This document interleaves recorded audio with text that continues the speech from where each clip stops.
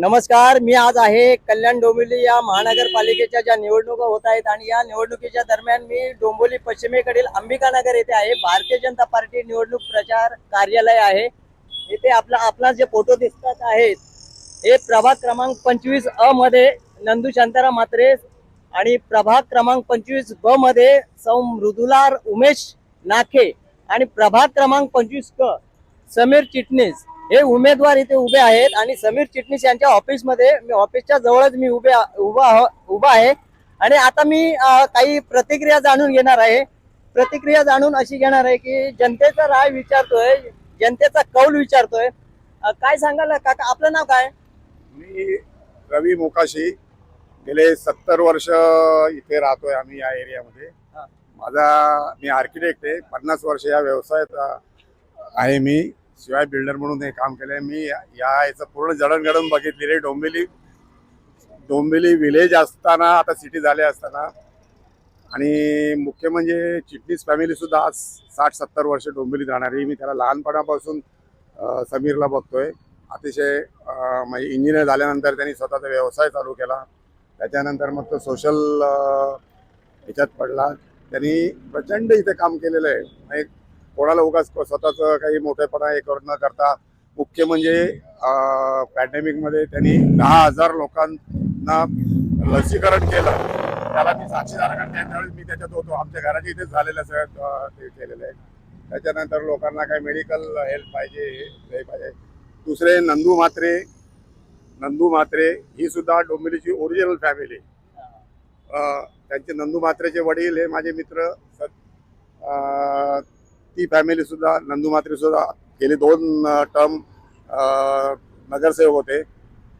त्यांनी अतिशय चांगलं काम, त्यांचं नाव चांगलं आहे। नाखे फॅमिली डोंबिवलीची जुनी आहे। त्यांची सून आता पहिल्यांदा उभी राहिली, ती सुद्धा सगळे चांगले आहे।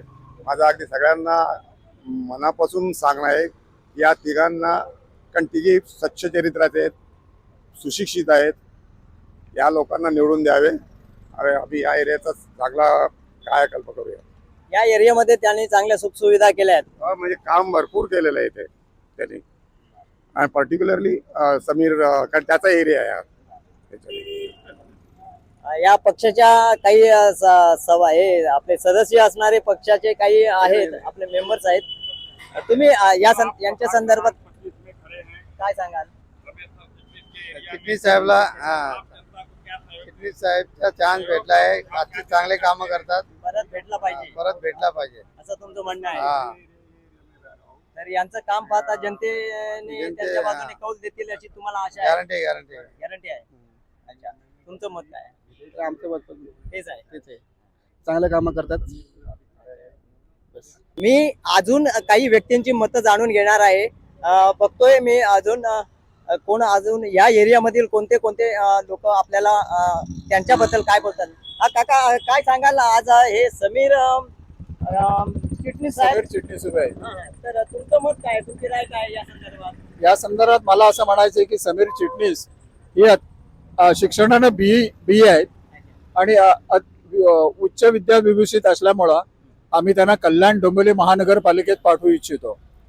केवळ प्रभागाचाच विकास नव्हे, तर संपूर्ण कल्याण डोंबिवली हे शहर जे झपाट्यानं चालतंय, या शहराचा विस्तार होतोय, त्या विस्तारासाठी अतिशय हुशार कुशल असा एक नगरसेवक तिथे जावा ही आमची इच्छा आहे। आणि माझं नाव सुरेश जोशी साहेब, तुम्ही या एरियामध्ये राहता का? हो, मी या एरियामध्ये राहतो। तुम्हाला हे व्यक्ती म्हणजे कसे वाटते, म्हणजे हे काम करणारे आहे का? काम करणारा सज्जन माणूस आहे, कुणाच्याही अडीअडचणीला उपयोगी पडणार आहे। करोना पिरियड मध्ये स्वतःला झोकून दिलं होतं। जवळजवळ 15,000 ते 16,000 लोकांना लसीकरण केलं होतं। बऱ्याच लोकांना हॉस्पिटलमध्ये ऍडमिट करण्यासाठी मदत केली होती। रेमडेसिवीर इंजेक्शन मिळत नव्हतं, त्यावेळी सुद्धा मिळवून देण्यासाठी प्रयत्न केले। आणि स्वतःला झोकून देणारा, गोर गरिबाला मदत करणारा आणि विकासाच्या दृष्टिकोनातून प्रगल्भ विचार करणं, म्हणजे असा मी आहे। या संदर्भात तुम्ही त्यांनी केलेल्या कामांची यादी तर वाचली आहे, हो। किंवा अजून त्यांची काय असतील, त्यांच्याबद्दल तुम्हाला काय वाटतंय? तुम्ही एकदम जवळीक दिसताय त्यांचे। मी जवळीक म्हणजे मी जवळीक असं काय ना, अनेक जणांची त्यांची जवळीक आहे। मी त्यांना लांबून ओळखतो, गेली 15 वर्षे। हे झपाट्यानं बदलणारं शहर आहे। याचा विकास करताना केवळ 4 वर्षासाठी किंवा 5 वर्ष माझी मुदत आहे, म्हणून 5 वर्षाचा विकास न करता पुढच्या 50 वर्षाचा विचार करून ते डोंबिवली शहराच्या दृष्टिकोनातून विकासाची योजना आखतील असा आम्हाला विश्वास आहे. तर धन्यवाद. हे होते जोशी सर. तर या जोशी साहेबांनी पण या इथले नागरिक आहेत, यांनी त्यांच्याबद्दल चांगलं मत व्यक्त केलेलं आहे. नमस्कार, मी आज आहे कल्याण डोंबिवलीमधील डोंबिवली स्टेशन नजदीक बाजूलाच आहे आणि KDMCच्या आता निवडणुकाचा हा जो कार्यक्रम चालू आहे त्यानिमित्ताने आज माझ्यासोबत वार्ड क्रमांक प्रभाग क्रमांक 25चे समीर रमेश चिटणीस हे या 25 प्रभागमधून उभे आहेत. काय सांगाल सर, आजच्या या निवडणुकी दरम्यान आपली प्रतिक्रिया काय? कसं आहे की 25 नंबरचं जे पॅनल आहे त्या पॅनलमधनं माझ्याबरोबर हे महायुतीचं आम्ही महायुतीमध्ये लढतोय, परंतु हे पॅनल भाजपचं असल्यामुळे माझ्याबरोबर आमचे आणखीन 2 उमेदवार आहेत. जो ओबीसी प्रवर्ग आहे त्याच्यातून नंदू शांताराम म्हात्रे आहेत. ब मध्ये जो महिलांसाठी आरक्षित म्हणजे सर्वसाधारण महिलांसाठी जो आरक्षित प्रभाग आहे त्याच्यामध्ये मृदुलाताई नाखे आहेत. आणि क मध्ये जो सर्वसाधारण आहे त्याच्यामध्ये मी स्वतः समीर रमेश चिटणीस.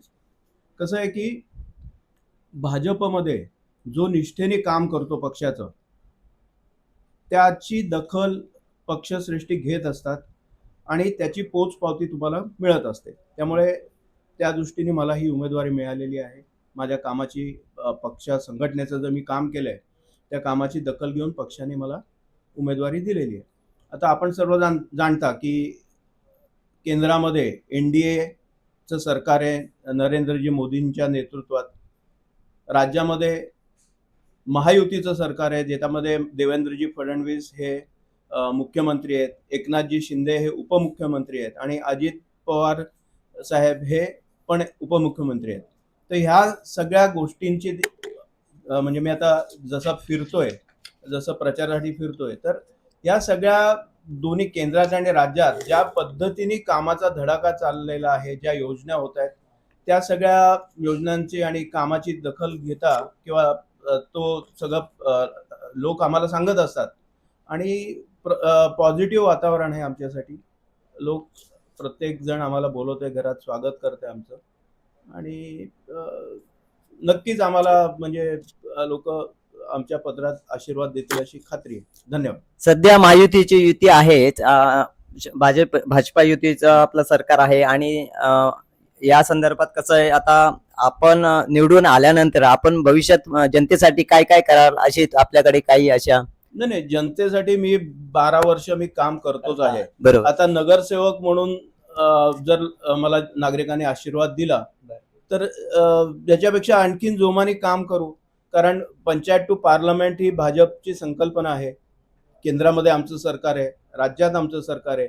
इथे जर आमचं सरकार म्हणजे आमची जर सत्ता स्थापन झाली तर जो काही निधी मिळेल त्या निधीने आम्ही विकासाची कामं आणखीन जोरदार करूच. कारण चव्हाण साहेबांच्या माध्यमातून, खासदार साहेबांच्या माध्यमातून ऑलरेडी इथे विकास होतच आहे.